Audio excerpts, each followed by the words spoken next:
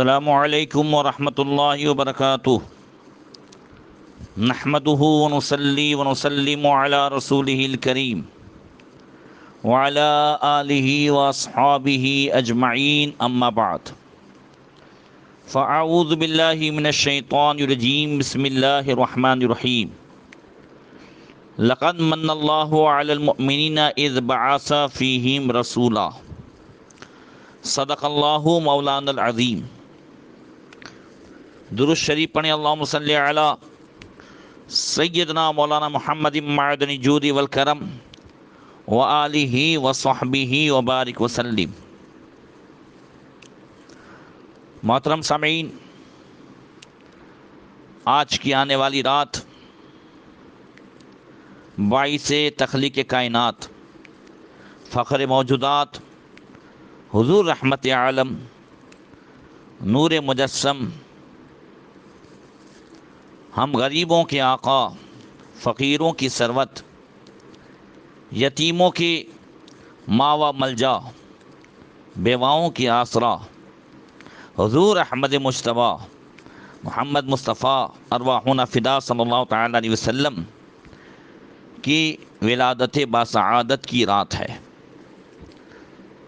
تو میلاد النبی صلی اللہ تعالیٰ علیہ وسلم کے موقع پر آج انشاءاللہ تعالی حضور کی مبارک پیدائش کا تذکرہ اور میلاد کے تعلق سے کچھ باتیں عرض کرنے کی کوشش کروں گا۔ سب سے پہلے گزشتہ کل میں نے ہجرت کے بیان کے سلسلے میں یہ بات یاد دلائی تھی کہ حضور اللہ تبارک و تعالیٰ کی سب سے بڑی نعمت ہے، اور نعمتوں کے چرچا کرنے، ان کا ذکر کرنے کا اللہ تعالیٰ نے قرآن میں ہمیں حکم دیا۔ فرمایا وَأَمَّا بِنِعْمَةِ رَبِّكَ فَحَدِّثْ، اپنے رب کی نعمتوں کا چرچا کریں۔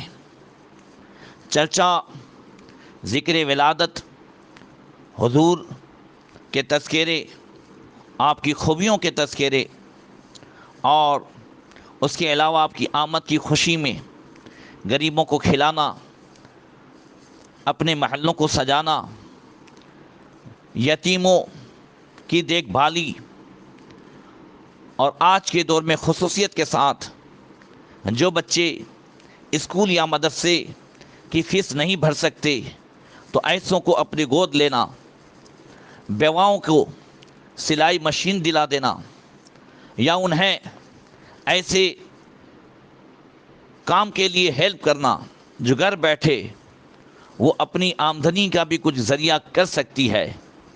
یہ سارے ذرائع ہیں جو ہم حضور کی ولادت کی خوشی میں کر سکتے ہیں۔ یہ سب نعمت کا تذکرہ ہے، اور حضور یہ اللہ تعالیٰ کی وہ نعمت ہے کہ دنیا کی ساری چیزیں اسی وقت نعمت بن سکتی ہے کہ جب ہم حضور کے فرمان کے مطابق ان چیزوں کا استعمال کریں۔ اعلیٰ حضرت فرماتے ہیں کہ رب اعلیٰ کی نعمت پہ اعلیٰ درود، حق تعالیٰ کی منت پہ لاکھوں سلام۔ اس لیے اللہ تعالیٰ نے مومنوں پر اس احسان کا ذکر فرمایا قرآن میں، لقد من اللہ علی المؤمنین اذ بعث فیہم رسولا، بے شک اللہ تعالیٰ نے مومنوں پر احسان فرمایا کہ ان میں رسول بھیجا۔ یہ احسان کا ذکر کرنے کا مقصد بھی یہی ہے کہ مومنوں کو دنیا کی ساری چیزوں کے استعمال کا اگر طریقہ کسی نے بتایا ہے، وہ نبی رحمت اور اللہ کی سب سے بڑی نعمت نبی کریم صلی اللہ تعالی علیہ وسلم ہی کی ذات پاک ہے۔ دنیا میں کفار بھی جیتے ہیں، یہود و نصارہ بھی جیتے ہیں، اور قومیں بھی زندگی گزارتی ہے، مگر دنیا کی ہر چیز کو اور قومیں بھی استعمال کرتی ہے، اور دنیا کی ان چیزوں کو ہم بھی استعمال کرتے ہیں، اور قومیں بھی کھاتی پیتی ہیں، سوتی ہے، زندگی گزارتی ہے، مگر مسلمان جو کھاتا پیتا ہے اگر اپنے حبیب صلی اللہ تعالی علیہ وسلم کے فرمان کے مطابق کھائے پیے، ان کی سنتوں کو ادا کرتے ہوئے زندگی گزارے، تو یہ سب عبادت بھی ہے اور یہ اللہ تبارک و تعالیٰ کی طرف سے نعمت بھی ہے۔ اسی وجہ سے اس نعمت کے ذکر کا، چرچا کا حکم دیا گیا۔ نبی کریم صلی اللہ تعالی علیہ وسلم کی آمد دنیا میں یہ عام بچوں کی طرح نہیں ہوئی ہے۔ حضرت سیدتنا آمنہ رضی اللہ تعالیٰ عنہ فرماتی ہیں، ما شعورت انی حملت به ولا وجدت له ثقلا كما تجد النساء الا انی انکرت رفع حیزتی واتانی آت وانا بین النائم والیقظان وقال هل شعورت انك حملت فكان يقول ما ادري وقال انك حملت بالسيد هذه الامه ونبيها فذلك يوم الاثنين۔ حضرت آمنہ فرماتی ہے کہ مجھے پتہ ہی نہیں چلا کہ میں حاملہ ہو گئی ہوں، نہ مجھے کوئی بوجھ محسوس ہوا جو ان حالات میں دوسری عورتوں کو محسوس ہوتا ہے۔ مجھے صرف اتنا معلوم ہوا کہ میرے ایام ماہواری بند ہو گئے ہیں۔ ایک روز میں خواب اور بیداری کے درمیان تھی کہ کوئی آنے والا میرے پاس آیا اور اس نے پوچھا، آمنہ تجھے علم ہوا ہے کہ تو حاملہ ہے؟ میں نے جواب دیا نہیں۔ پھر آنے والے نے بتایا، تم حاملہ ہو اور تمہارے بطن میں اس امت کا سردار اور نبی تشریف فرما ہوا ہے، اور جس دن یہ واقعہ پیش آیا وہ بھی پیر کا دن تھا۔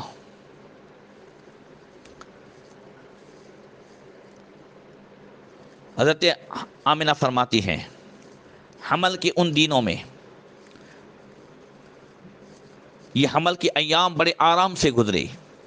جب وقت پورا ہو گیا تو وہی فرشتہ جس نے مجھے پہلے خوشخبری دی تھی وہ آیا، اور اس نے آ کر مجھ سے کہا، قولی اعیذہ بالواحد من شر کل حاسد۔ آمینہ یہ کہو کہ میں اللہ واحد سے اس کے لیے ہر حاسد کے شر سے پناہ مانگتی ہوں۔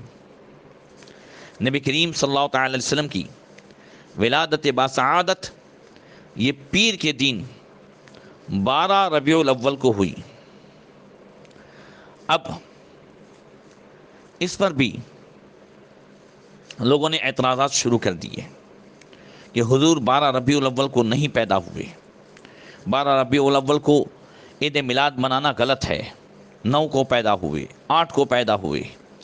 میں ایک دو روایت پیش کرتا ہوں، مگر انصاف سے ان لوگوں سے بھی پوچھتا ہوں، چلو 8 کو پیدا ہوئے، چلو 9 کو پیدا ہوئے، 10 کو، 2 کو، کسی بھی تاریخ کو، جو تاریخ تمہارے نزدیک صحیح ہو اسی تاریخ کو مناؤ۔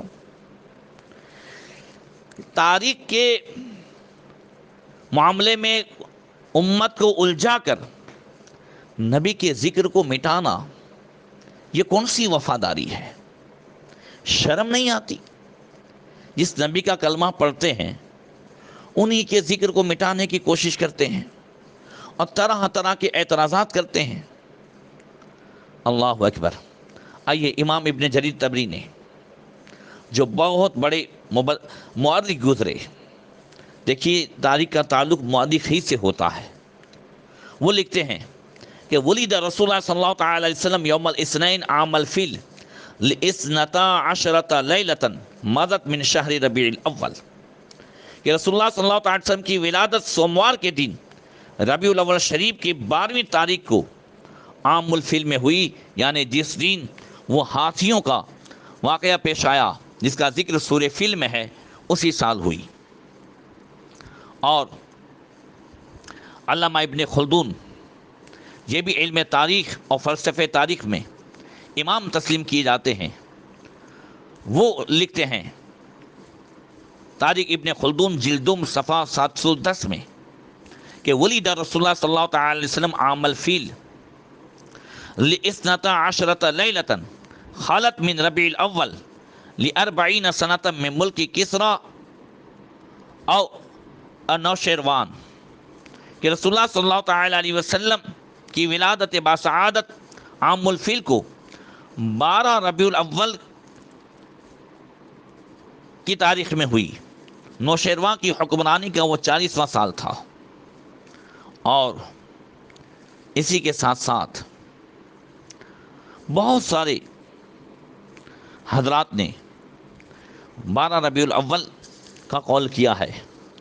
استاد زمن فرماتے ہیں صحابے رحمت باری ہے 12ویں تاریخ، کرم کا چشمہ جاری ہے 12ویں تاریخ، تمام ہوئی میلاد انبیاء کی خوشی، اب ہمیشہ تیری باری ہے 12ویں تاریخ، حسن ولادت سرکار سے ہوا روشن، کہ میرے اللہ کو بھی پیاری ہے 12ویں تاریخ۔ نبی کریم صلی اللہ تعالی علیہ وسلم جب پیدا ہوئے، حضرت سیدنا عبد المطلب آپ کے دادا جان نے اس وقت کیا دیکھا، اور وہ حضور کو کعبہ شریف میں لے کر کے آئے تو انہوں نے کیا کہا، دونوں روایتیں سنیں۔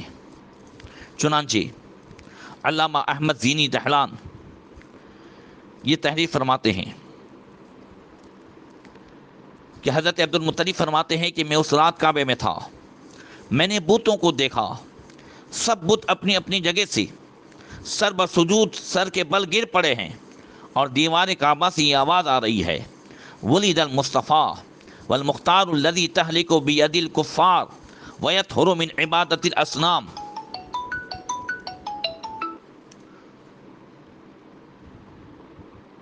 وَيَأْمُرُ بِعِبَادَةِ الْمَلِكِ الْعَلَّامِ۔ حضرت عبد المطلب کہتے ہیں کہ دیوار کعبہ سے آواز آئی، مصطفیٰ اور مختار پیدا ہو گئے، ان کے ہاتھ سے کفار ہلاک ہوں گے، اور کعبہ بتوں کی عبادت سے پاک ہوگا، وہ اللہ کی عبادت کا حکم دے گا جو حقیقی بادشاہ اور سب کچھ جاننے والا ہے۔ اللہ اکبر۔ اور یہی حضرت عبد المطلب جو نبی کریم صلی اللہ علیہ وسلم کو لے کر کعبہ شریف میں گئے، وہاں کھڑے ہو کر اللہ تعالیٰ کی بارگاہ میں دعائیں کی، اور جو انعام اللہ نے فرمایا تھا اس کا شکریہ ادا کیا۔ علامہ ابن واقد کہتے ہیں اس وقت حضرت عبد المطلب کی زبان پر یہ اشعار جاری ہو گئے کہ الحمدللہ الذی اعطانی ھذا الغلام الطیب الارضان، سب تعریف اللہ تعالیٰ کے لیے جس نے مجھے پاک آستینوں والا یہ بچہ عطا فرمایا۔ قد صاد فی المہد علی الغلمان اعیذہ بالبیت ذی الارکان، یہ اپنے پنگوڑے میں گھوڑیے میں سارے بچوں کا سردار ہے، میں اسے بیت اللہ شریف کی پناہ میں دیتا ہوں۔ حتی اراہ بالغ البنیان اعیذہ من شر ذی شنعان من حاسد مضطرب العیان، یہاں تک کہ میں اس کو طاقتور اور توانا دیکھوں، میں اس کو ہر دشمن اور ہر حاسد آنکھوں کے گھمانے والے کے شر سے اللہ کی پناہ میں دیتا ہوں۔ اللہ اکبر۔ اور حضرت عباس رضی اللہ تعالیٰ عنہ آپ کے چچا فرماتے ہیں کہ جب حضور پیدا ہوئے تو آپ مختوم تھے، یعنی ختنہ کیے ہوئے پیدا ہوئے، سبحان اللہ، اور ناپ کٹی ہوئی تھی۔ یہ معلوم کر کے آپ کے دادا حضرت عبد المطلب کو بڑا تعجب ہوا، اور فرمایا لیکونن لابن شان، کہ میرے اس بچے کی بہت بڑی شان ہوگی۔ اب انشاءاللہ آئندہ میں بولوں گا، مگر یہاں ایک دو باتیں پیش کر دوں۔ خاص کر کے لوگ کہتے ہیں حضور نے اپنا میلاد نہیں منایا۔ دیکھیے یہ مسلم شریف کی روایت ہے، جلد اول پیج نمبر 368۔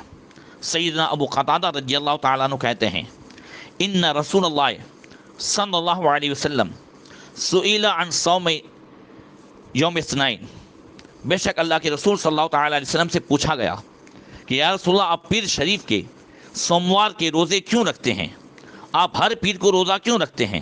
تو سرکار نے کیا فرمایا، قال ذالک یوم ولدت فیہ، آپ نے فرمایا اس دن میرا میلاد ہوا تھا، اس دن میں پیدا ہوا تھا۔ اللہ اکبر۔ اب دیکھیں پیر کے دن حضور روزہ رکھ کر کے اپنا میلاد منا رہے ہیں، لوگوں کے پیٹ میں درد ہوتا ہے کہ حضور نے کہاں میلاد منایا، میں ایک مسلمان ہوں، کل ایک پوسٹ آئی تھی، میں ایک مسلمان ہوں، میرے لیے میرے نبی سند ہے، نبی نے میلاد منایا ہوتا تو میں مناتا، نبی نے تو فی ذالک یوم فیہ ولدت تو فرمایا کہ میں ہر پیر کو روزہ رکھتا تھا۔ اب اعلان نبوت سے آپ کے وصال کے دن تک یہ جتنے پیر آتے ہیں، اگر ان کو جو ہے ضرب دیا جائے 23 سال کے اس میں، تو 1196 پیر ہوتے ہیں۔ تو حضور نے اپنا میلاد 1196 مرتبہ منایا۔ اللہ اکبر، یہ ہے۔ اور اسی کے ساتھ ساتھ ایک دوسرا اعتراض یہ بھی کیا جاتا ہے، صحابہ کرام نے میلاد کہاں منایا؟ دیکھیں، یہ نسائی شریف کی بھی حدیث ہے، اور المعجم الکبیر اور مسند احمد میں بھی اس سے روایت کیا گیا۔ سبحان اللہ، حضور کا میلاد صحابہ نے کہاں منایا؟ سبحان اللہ، مدینے کا شہر ہے، رحمت کی لہر ہے، مدینے کی گلیاں ہیں، گلاب کی کلیاں ہیں، مدینے کی ہوائیں ہیں، جنت کی فضائیں ہیں، مسجد کا صحن ہے، ایک محفل جمی ہے، مجمع لگا ہوا ہے، منظر بنا ہوا ہے، وہاں ایک جلسہ ہو رہا ہے۔ جلسہ کس کا ہے؟ اللہ اکبر۔ اس جلسے میں کیا ہو رہا ہے؟ ذکر و اذکار ہے، شکر کا اظہار ہے، دلوں میں خدا کی یاد ہے، لبوں پر ذکر میلاد ہے، اور محبوب کی یادیں منا رہے ہیں صحابہ، جشن میلاد کے نعرے لگا رہے ہیں۔ تھوڑی دیر میں اس محبوب کی آمد ہوئی جن کا ذکر ہو رہا تھا، وہ محبوب بھی محفل میں تشریف لے آتے ہیں، اور آپ کے چہرے پر مسرت ہے، لبوں پر مسکراہٹ ہے، ماتھے پر نور کی لاٹ ہے، اور غلاموں پہ کرم کی برسات ہے۔ حضور ارشاد فرماتے ہیں، میرے صحابہ ما اجلسکم، صحابہ بتاؤ آج تمہیں یہاں کس نے بٹھایا ہے؟ یہ جلسہ کس نے کرایا ہے؟ ما اجلسکم، تم کس لیے بیٹھے ہو؟ اللہ اکبر۔ شمع رسالت کے پروانوں نے عرض کی، جلسنا نذکر اللہ ونحمدہ علی ما ہدانا للاسلام ومن علینا بکا، آج ہم نے یہ جلسہ فقط اللہ کے ذکر اور اللہ کی حمد و تعریف اور اللہ کا شکر کرنے کے لیے منعقد کیا ہے، کیونکہ اس نے ہمیں دین اسلام دیا اور آپ کو بھیج کر ہم پر کرم فرمایا ہے۔ اللہ اکبر۔ آپ کو ومن علینا بکا، آپ کو ہم میں بھیج کر ہم پر احسان فرمایا ہے، اس لیے ہم نے یہ جو ہے جلسہ سجایا ہے، اسی لیے ہم نے یہ محفل سجائی ہے۔ جلسنا، اسی لیے ہم بیٹھے ہیں۔ بھئی ہم بھی تو مسجد میں بیٹھتے ہیں، ہم بھی تو ذکر کرتے ہیں، وہی تو صحابہ بھی کر رہے ہیں۔ اللہ اکبر۔ اب ادھر حضور پھر پوچھتے ہیں، اللہ ما اجلسکم الا ذالک، مجھے قسم کھا کر کے بتاؤ واقعی تم اس لیے بیٹھے ہو؟ قالوا اللہ ما اجلسنا الا ذالک، انہوں نے جواب دیا، اللہ کی قسم ہمارا آج کا جلسہ فقط اسی لیے ہے۔ اللہ اکبر۔ اب حضور آگے کیا فرماتے ہیں؟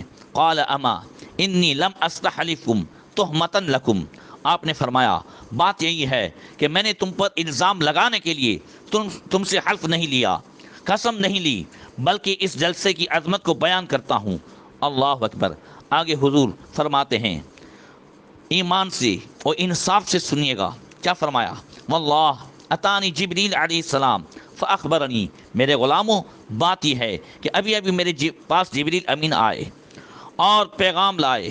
صحابہ بھائی کرام نے پوچھا، یا رسول اللہ کیا پیغام ہے؟ حضور فرماتے ہیں، جبریل کہتے ہیں، ان اللہ عز وجل یباہی بکم الملائکہ، اللہ تبارک و تعالی فرشتوں کے درمیان تم پر جو ہے وہ فخر فرماتا ہے۔ تم جو میرا تذکرہ کر رہے ہو، میرے آنے پر اللہ کا شکر ادا کر رہے ہو، تو اللہ تعالیٰ فرشتوں کے درمیان فخر فرماتا ہے، فرماتا ہے فرشتوں دیکھو میں نے اپنا محبوب وفاداروں میں بھیجا ہے، غداروں میں نہیں بھیجا ہے۔ اللہ اکبر۔ یہی جو ہے یہ اللہ کے رسول صلی اللہ تعالیٰ علیہ وسلم کی آمد کا شکریہ ادا کرنے کا طریقہ ہے۔ اللہ تبارک و تعالیٰ ہم سب کو توفیق عطا فرمائے۔ انشاءاللہ آگے آج موقع ملا تو ایک اور جو ہے کلپ آپ کی بارگاہ میں پیش کروں گا۔